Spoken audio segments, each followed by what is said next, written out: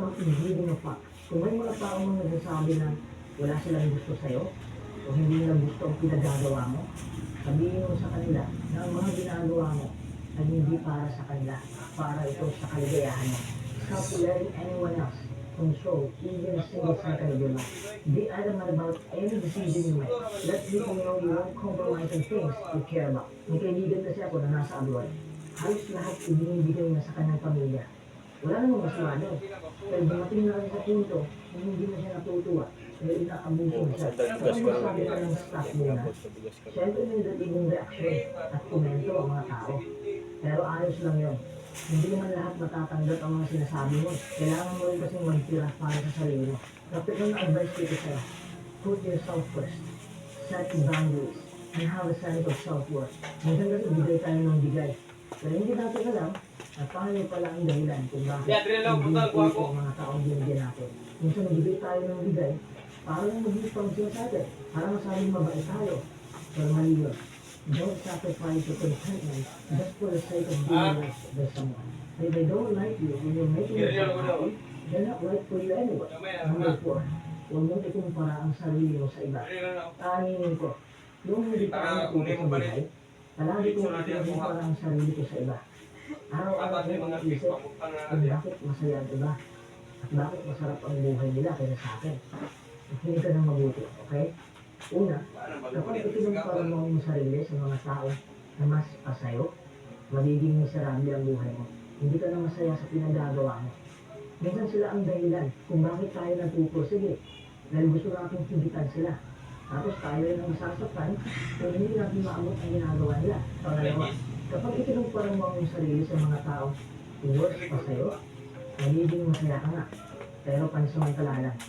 At isa pa, hindi ka na mag-grow kasi iniisip mo na lamang ka na sa kanila. Kaya pa-chill-chill ka na lang sa buhay. Remember this, if such comparison makes you complacent, it is bad for you.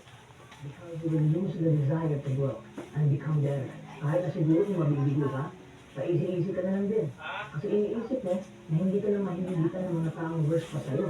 Hindi ba't ang saklat? You would lose growth. Ang sungit doon the life itself. Ikatlo, ito ang gusto kong malaman mo na natutunan ko sa buhay. Ikinumpara ko ang aking kahapon at ngayon. Kailangan kong higitan ko ano ako noon. Dapat better ako ngayon. This is the best approach of life. Because you may or may not be able to compete with some other person. However, you can always better yourself through personal effort. When you start improving yourself, you naturally start becoming better than others, even without comparison and hard feelings. You naturally drop all external comparison because you are growing naturally without any external support. At ito pa ang mas malupit na katotohanan. Yung taong pinagkukumparahan mo ay nagkukumpara din sa iba. At minsan hindi pa masaya ang buhay nila. Kaya kung mag-obserba ka ng mabuti, tingnan mo lang mabuti ang mga tao. Kaya minsan sinikwento nila ang kanilang mga ngiti. Lalo sa social media, mga highlights lang ng buhay nila ang nakikita mo. Hindi ang kanilang behind the scenes.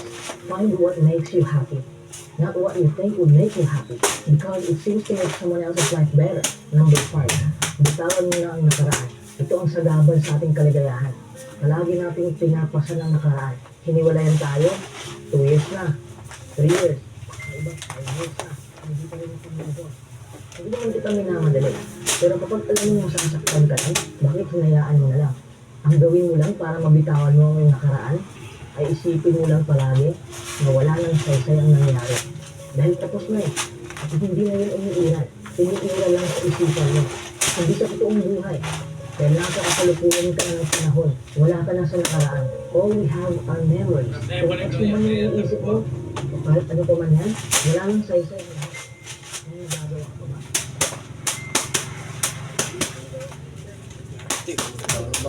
Video na.